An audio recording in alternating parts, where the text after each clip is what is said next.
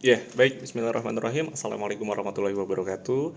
Halo sahabat RSP, kembali lagi dengan saya Lutfi dari Divisi Purkes Project Infrastruktur. Alhamdulillah pada kesempatan kali ini saya bisa kembali sharing video lagi dengan kawan-kawan semua dalam rangka sharing video pembelajar gitu ya di Raja Sukses Properti Indo gitu. Dan insya Allah pada kesempatan kali ini saya mungkin akan sedikitnya sharing berdasarkan pengalaman pribadi saya mungkin ya. Mungkin saya akan sharingnya perihal bagaimana kita membangun tim yang solid itu.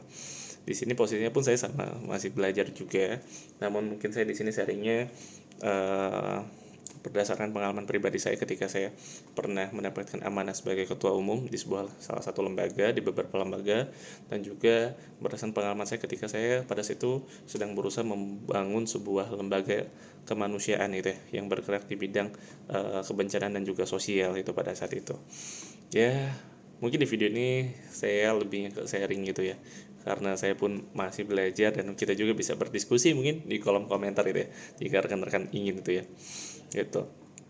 Oke, baik, Bismillah, mungkin kita mulai dulu. Eh, kita namakan video ini adalah Build Your Dream Team gitu ya. Kita dalam membangun tim impian itu ya, tim impian itu. Ya, tim impian tuh kalau bagi saya pribadi adalah tim yang solid sih kita. Tim yang solid tuh yang dimana kita memiliki sebuah kesatuan dan juga perasaan yang sama gitu. Kesatuan yang perasaan yang sama yang dimana pada akhirnya kita akan memiliki rasa empati dengan tim kita, dengan tetap menjaga keprofesionalan kita dalam bekerja dan juga keprofesionalan kita dalam berorganisasi dan sebagainya gitu ya. Utamanya itu sih, kita adanya lebihnya rasa empati itu, kita akan bisa lebih solid karena kita memiliki kesatuan perasaan yang sama gitu. Nah, mungkin kita sekarang cari tahu dulu nih, apa sih itu dream team itu ya. Lalu bagaimana sih tahapannya kita bisa mewujudkan dream team itu sendiri gitu. Nah, dream team itu adalah sebuah tim bagi saya yang dimana memiliki tujuan dengan perjalanan yang berkualitas, mengedepankan rasa kepekaan, keterbukaan, dan juga interaksi yang aktif gitu. Kenapa kita harus punya tujuan? Kenapa kita punya harus visi dan misi? Karena agar perjalanan kita ke depan itu berkualitas gitu. Kita nggak terombang-ambing gitu dengan ketidakjelasan rencana kita, karena kita belum punya tujuan gitu. Itulah pentingnya kita dalam membangun sebuah dream team tuh, kita harus memiliki tujuan terlebih dahulu. Didukung dengan mengedepankan rasa kepekaan. Rasa kepekaan ini akan membuat kita bisa saling bahu membahu dalam membangun sebuah tim itu sendiri itu. Ya tadi, kepekaan ini pada akhirnya akan ada sangkutan dengan rasa empati yang dimana tadi sama ya, kesatuan perasaan itu ya, kesatuan perasaan di antara kita itu. Lalu kita juga perlu adanya keterbukaan dan juga interaksi yang aktif gitu. Kenapa kita perlu ada keterbukaan dan juga interaksi yang aktif? Karena kembali lagi dalam sebuah tim itu kita perlu ada interaksi yang aktif untuk mengantisipasi ada miskomunikasi gitu ya. Miskomunikasi dan beberapa error gitu ya, dalam kita menjalankan program kita gitu, dalam menjalankan program kita, dalam mengejar target-target kita gitu. Interaksi yang aktif itu penting dalam khususnya ini perihal komunikasi itu. Makanya kita perlu adanya keterbukaan dan juga interaksi yang aktif itu. Mungkin itu beberapa tahapan sebelum akhirnya kita bisa lebih lanjut itu. Bagaimana lagi sih kita harus dalam membentuk dream team itu?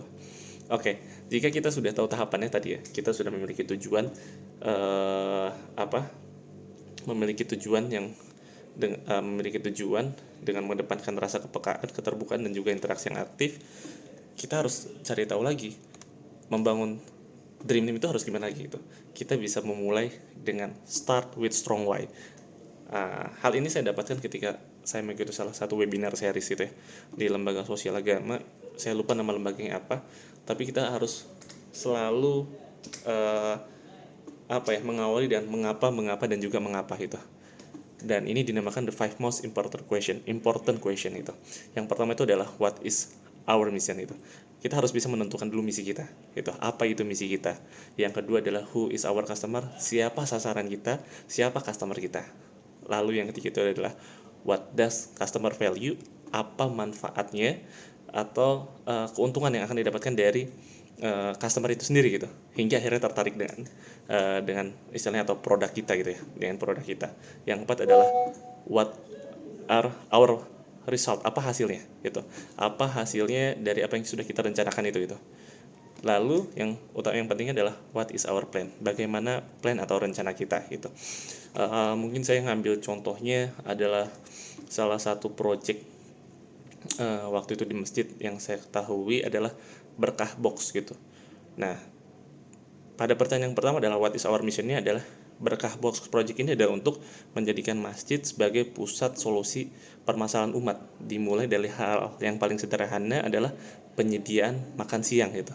Nah, misi mereka itu masih kecil gitu.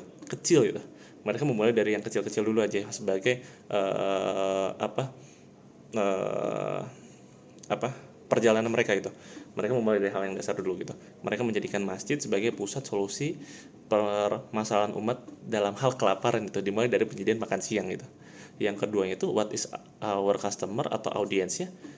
Mereka sasarannya adalah jemaah masjid di kota tersebut gitu. Berkah box ini dia ada di kota Depok gitu. Jadi sasarannya itu adalah itu jemaah masjid di kota Depok. Lalu what does customer value, apa manfaatnya yang akan didapatkan oleh dari customer itu adalah makan siang bergizi gratis gitu. Yang keempat adalah what are our result, apa itu hasilnya, yaitu jumlah box makan siang yang berhasil diterima di masjid gitu. Yang terakhir adalah what is our plan, yaitu partnership dengan masjid, produksi makanan box, distribusi, pencairan donatur, dan juga marketing gitu. Nah, kurang lebih itu sebagai contoh gitu ya, sebagai contoh untuk menjawab tadi 5 most important question yang itu. Nah, itu saya mengambil studi kasusnya dari Berkah Box Project itu. Mereka planningnya itu yaitu partnership dengan masjid, partnership dengan produksi makanan box, tim distribusi, mereka pencarian donatur, dan juga marketingnya bagaimana gitu. Mereka fokusnya di sana gitu. Dengan tujuannya mereka menjadikan masjid sebagai pusat solusi permasalahan umat, mulai dari masalah kelaparan itu, bukan kelaparan tapi ya hal-hal yang penyediaan kebutuhan utama lah, makan gitu ya. Nah, itu adalah hal yang sederhana untuk contohnya gitu ya. Mungkin video saya ini masih kurang untuk menjelaskan lebih detailnya lagi. Nanti kita insya Allah akan coba bagi 2 part jika pada video selanjutnya saya akan kembali sharing tentang ini. Tapi kurang lebih mungkin saya akhiri dulu sampai pembahasan terkait 5 most important question ini. Insya Allah nanti kita lanjut lagi mungkin terkait tim komposisi tim ya, dan sebagainya yang mungkin akan saya bahas pada video selanjutnya. Terima kasih banyak untuk kawan-kawan semua. Assalamualaikum warahmatullahi wabarakatuh.